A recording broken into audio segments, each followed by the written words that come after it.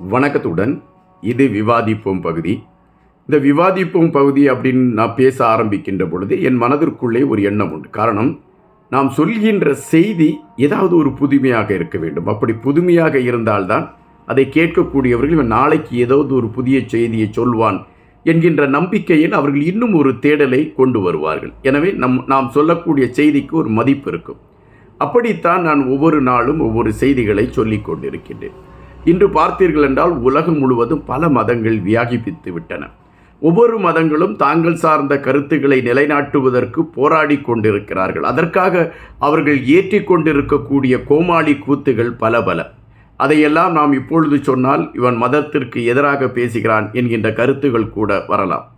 ஆனால் இங்கு மதவாதிகள் செய்யக்கூடிய பல விடயங்கள் சிரிப்பை வரவழைக்கக்கூடிய ஒன்றாகத்தான் இருக்கின்றது. ஒரு மேடை போட்டு அதிலே நடிப்பதற்கு ஒரு கூட்டத்தை கூட்டி வந்து தண்ணீர் துளைத்தவுடன் பலர் மயங்கி விழுவதும் கொந்தளிப்பதும் எழும்புவதும், சிலர் இறைகளாக தங்களை அடையாளப்படுத்தி கொண்டு சூலத்தோடும் வேலோடும் உட்கார்ந்திருக்கக்கூடிய காட்சிகளும் என எல்லா மதமுமே இன்று மதவாதிகளால் விற்பனை செய்யப்பட்டு கொண்டு இருக்கின்றன.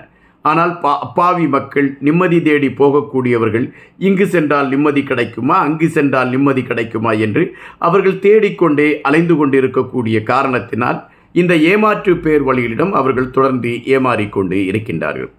மக்கள் ஏமாற்றத்திற்கு முதல் காரணமாக இருப்பது மதம் என்பதை புரிந்து வைத்திருந்தவர் இயேசு கிறிஸ்து என்பது இங்கு நாம் அறிய வேண்டிய ஒன்று. இன்று இயேசு கிறிஸ்துவை மையப்படுத்தி ஒரு பெரிய மத வியாபாரமே நடந்து கொண்டிருக்கின்றது. ஆனால் இயேசு கிறிஸ்துவுடைய ஒவ்வொரு நகர்வுகளும் ஒரு நாத்திகத்தை மையப்படுத்திய நகர்வுகளாக இருந்தது என்பதை பல ஆய்வாளர்கள் குறிப்பிட்டிருக்கின்றார்கள். சமீபத்தில் ஒரு நற்செய்தி நூல் கிடைத்திருக்கின்றது. அது தாமஸ் எழுதிய நற்செய்தி நூல். தாமஸ் யார் என்றால், இயேசுவின் சீடர்களில் ஒருவராக இருந்து இந்தியாவிற்கு கிறிஸ்தவ மதத்தை சுமந்து கொண்டு வந்த ஒருவர்தான் தாமஸ். இவர் இயேசு இறந்து உயிர்த்தெழுந்த பொழுது அவர் அந்த சீசர்களிடம் இயேசு தன்னை காட்டிய பொழுது இந்த தாமஸ் நம்பவில்லை. எனக்கு நம்பிக்கை வரவில்லை, நீங்கள் உண்மையிலே உயிர்த்தெழுந்திருக்கிறீர்கள் என்றால் எனக்கு ஒரு அடையாளத்தை காட்டுங்கள் என்று சொல்கின்றார். அப்பொழுது இயேசு குறிப்பிடுகின்றார், என்னுடைய விழாவிலே குத்தப்பட்டு இருக்கக்கூடிய அந்த ஈட்டியை குறித்து உனக்கு தெரியும், அதிலே காயம் இருக்கிறது, நீ தொட்டுப்பார் என்கின்றார். இந்த தோமா தொட்டு பார்க்கிறார். அதுபோல என்னுடைய கையில் இருக்கக்கூடிய காயத்தை பார் என்கின்றார். இந்த தோமா பார்க்கிறார். அதன் பின்பு இந்த தோமா இயேசுவை உண்மையிலே அவர் உயிர்த்தெழுந்தார் என்று நம்பிக்கொள்கின்றார். இந்த தோமா எழுதிய ஒரு நற்செய்தி நூலை விவிலியத்தை சார்ந்தவர்கள், விவிலியத்தை உருவாக்கியவர்கள் புறந்தள்ளிவிட்டார்கள். அதற்கு காரணம், அதிலே இயேசு நாத்திகம் சார்ந்த பல செயல்பாடுகளை செய்திருந்தார் என்கின்ற பதிவு அழுத்தமாக இருந்ததின் காரணமாகத்தான் அது புறந்தள்ளப்பட்டது என்பதை இப்பொழுது ஆய்வுகள் நிரூபித்து கொண்டிருக்கின்றன. அப்படி என்ன ஆய்வுகள் நடந்து கொண்டிருக்கின்றது, அது எதை மையப்படுத்தி இந்த கதைகளை நான் சொல்கிறேன் என்பதை குறித்து நீங்கள் ஆராய்கின்ற பொழுது, ஆராய்ச்சியாளர் கேப்ரியல் நொச்சி மசிடோ என்கின்றவரும் பெர்கஸ் என்கின்றவர்களும் இரண்டு பேருக்கும் ஒரு வேலை இருக்கிறது. அவர்கள் பெர்லின்ஸ் என்கின்ற அந்த பல்கலைக்கழகத்திலே அவர்களுக்கு ஒரு அந்த ஆவணங்களை டிஜிட்டல் முறையிலே செய்யக்கூடிய ஆவணங்களை அவர்கள் அதை படித்து பார்த்து அவர்கள் அதை சேர்த்து வைப்பதற்கான களங்களை எடுக்கக்கூடிய ஒரு செயல்பாடுகளை செய்து கொண்டு இருந்தவர்கள். அப்படி செய்து கொண்டு இருந்தவர்கள் ஒரு நாள் இப்படித்தான் ஒரு மாலை நேரம் என்று நினைக்கின்றேன், அவர்கள் இதுபோன்று தங்களுக்கு கிடைத்திருக்கக்கூடிய ஆவணங்களை எல்லாம் அடுக்கி கொண்டு இருந்த பொழுது திடீரென்று ஒரு கையேடு ஒன்று அவர்களுக்கு கிடைக்கிறது. மிகவும் பழுதடைந்து போன கையேடு, பல நூற்றாண்டுகளுக்கு முன்பாக அது இருந்த கையேடு. அதில் எழுதப்பட்டிருக்கக்கூடிய கிரேக்க மொழியை சார்ந்த எழுத்துகள் போன்ற எழுத்துகள், அதில் என்ன சொல்லப்பட்டிருக்கிறது என்கின்ற விடயத்தை அவர்கள் தேடி பார்க்கின்ற பொழுது இயேசு கிறிஸ்துவை மையப்படுத்திய ஏதோ ஒன்று அதில் இருக்கிறது என்பதை அவர்கள் தெரிந்து கொள்கிறார்கள். எனவே இதை குறித்து அவர்கள் ஆய்வு செய்ய வேண்டும் என்ற முயற்சிகளை எடுக்கிறார்கள்.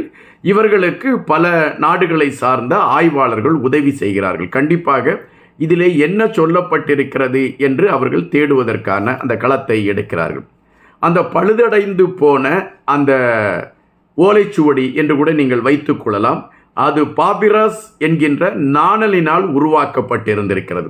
எனவே இந்த நாணலினால் உருவாக்கப்பட்ட அந்த கைப்பிரதி யார் எழுதியிருப்பார் என்கின்ற தேடல் அவர்களிடம் ஏற்படுகின்றது. எனவே யார் எழுதியிருப்பார் என்பதை குறித்து அவர்கள் தேட ஆரம்பிக்கின்றார்கள். அப்படி தேட ஆரம்பிக்கின்ற பொழுது அவர்களுக்கு யார் எழுதினார் என்கின்ற ஒரு விடயம் தென்படவில்லை. ஆனால் இது ஒரு எழுத்தாளர் எழுதினார் என்பதை அவர்களால் ஊர்ஜிதமாக சொல்ல முடியவில்லை. காரணம், அது ஒரு எழுத்தாளர் எழுதுவதற்கான ஒரு திறன் வாய்ந்ததாக இருக்கிறதா என்றால் இல்லை என்பதுதான் அவர்களுடைய பதிவு. காரணம், ஒரு கையெழுத்து பிரதி சராசரியாக மிகவும் எழுதத் தெரியாத ஒருவர் எழுதிய எழுத்து அது. அதிலே அதை ஒரு துறவி யாரோ ஒருவர் எழுதியிருக்கக்கூடும் என்பதாகத்தான் அந்த ஆராய்ச்சியாளர்கள் எடுத்து வைக்கிறார்கள்.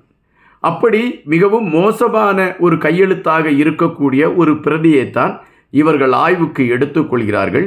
அதை ஆய்வு செய்கின்ற பொழுது அதிலே என்ன சொல்லப்பட்டிருக்கிறது என்கின்ற செய்திகளை குறித்து அவர்கள் ஆய்வு செய்கிறார்கள். இதற்காக அவர்கள் இரவு பகல் தங்களுடைய நேரத்தை செலவிட்டு இந்த எழுத்து சார்ந்த விடயங்களை குறித்து தெரிந்தவர்களை எல்லாம் அழைத்து வந்து இந்த எழுத்திலே சொல்லப்பட்டிருக்கக்கூடிய விடயங்கள் என்ன என்பதை நீங்கள் அறிந்து சொல்லுங்கள் என்கின்ற கருத்துக்களை எல்லாம் உள்வாங்கிக் கொண்டு அதிலே என்ன சொல்லப்பட்டிருக்கிறது என்பதை குறித்து அவர்கள் ஆய்வு செய்கின்றார்கள்.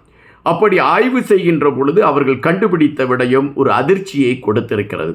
அதிலே இயேசு கிறிஸ்துவுடைய 5 வயதிலிருந்து 12 வயது வரை அவருடைய வாழ்க்கை முறைமைகளில் நடந்த பல விடயங்கள் அதிலே சொல்லப்பட்டிருக்கிறது என்பதை கண்டுபிடிக்கிறார்கள். அதுபோல இன்னொரு அதிர்ச்சி தகவலையும் அவர்கள் முன்வைக்கிறார்கள். கானான் வீட்டில் ஒரு கல்யாணத்தில் தான் இயேசு வந்து ஒரு முதலாவது அற்புதத்தை செய்தார் என்கின்ற செய்தி வருகிறது. ஆனால் அது உண்மையல்ல. இயேசு தன்னுடைய 5வது வயதிலே முதல் அற்புதத்தை செய்துவிட்டார். அது நாத்திகத்தை மையப்படுத்திய ஒரு அற்புதம் என்று குறிப்பிடுகின்றார்கள். அப்படி நாத்திகத்தை மையப்படுத்திய ஒரு அற்புதத்தை இயேசு எப்படி செய்தார் என்கின்ற கேள்வி வருகின்ற பொழுது அதற்கான விளக்கத்தை அவர்கள் கொடுக்கின்றார்கள். 5 வயது சிறுவனாக இருக்கின்ற இயேசு கிறிஸ்து ஓடுகின்ற ஆற்றின் நீரோடைகளில் அவர் விளையாடி கொண்டிருக்கின்ற பொழுது அந்த விளையாடி கொண்டிருக்கக்கூடிய நீரை அவர் குளங்களில் தேக்கக்கூடிய ஒரு நிலைமையை உருவாக்குகிறார். அந்த குளங்களில் தேக்கக்கூடிய ஒரு நிலைமையை உருவாக்கக்கூடிய அந்த செயல்பாடுகள் அனைத்தையுமே அவர் தன்னுடைய வார்த்தைகள் மூலம் நிரூபித்தார் என்பதுதான் அங்கு சொல்லப்பட்டிருக்கக்கூடிய விடயம்.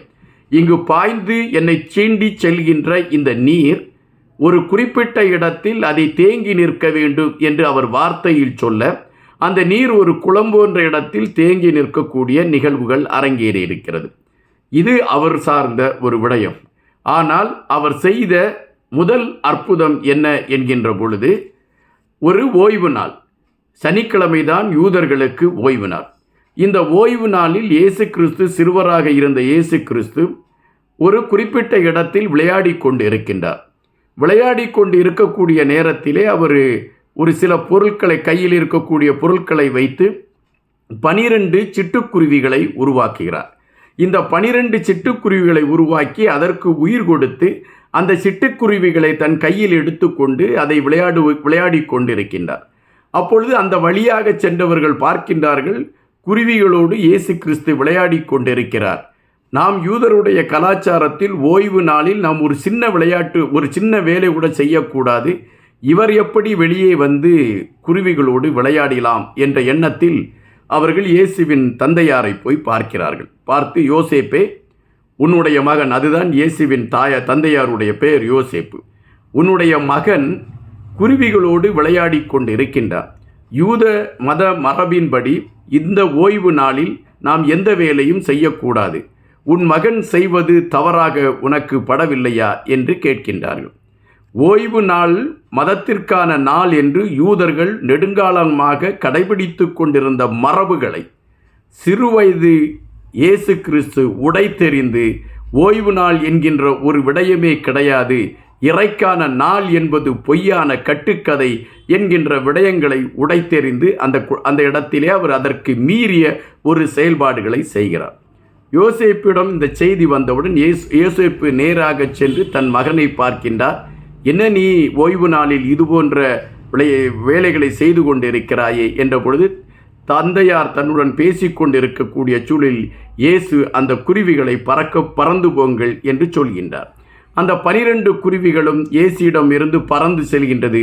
மகிழ்ச்சியில் இயேசு அந்த குருவிகளை பார்த்து சிரித்து கொண்டிருக்கிறார். அந்த குருவி பறந்து செல்கின்றன.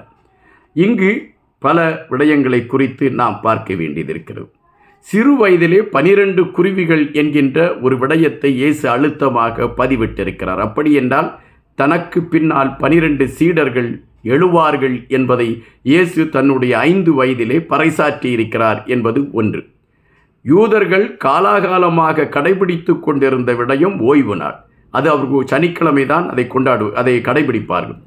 அந்த ஓய்வு நாளை அவர் முறியடிக்கிறார். மதம் சார்ந்து நீங்கள் செய்கின்ற இந்த விடயங்கள் தேவையற்றது என்கின்ற ஒரு ஆளுமையான அல்லது ஒரு பகுத்தறிவான சிந்தனையோடு அதை உடைத்தெறிகிறார் என்கின்ற பதிவு இப்பொழுது தெரிய தொடங்கி இருக்கின்றது. இந்த தாமஸ் என்கின்ற இந்த மனிதர் எழுதிய அந்த சுவிசேஷத்தை விவிலியம் ஏற்றுக்கொள்ளவில்லை என்கின்றதின் பின்னணியில் இயேசுவை சார்ந்த புரட்சி கருத்துகள் அதில் இருந்த காரணத்தினால்தான் அது ஏற்றுக்கொள்ளப்படவில்லை என்பதைத்தான் நாம் இப்பொழுது உணர முடிகின்றது. காத்திருங்கள், இதுபோன்ற பல செய்திகளோடு தினமும் உங்களை சந்திக்கின்றேன். நன்றியுடன் இன்பா.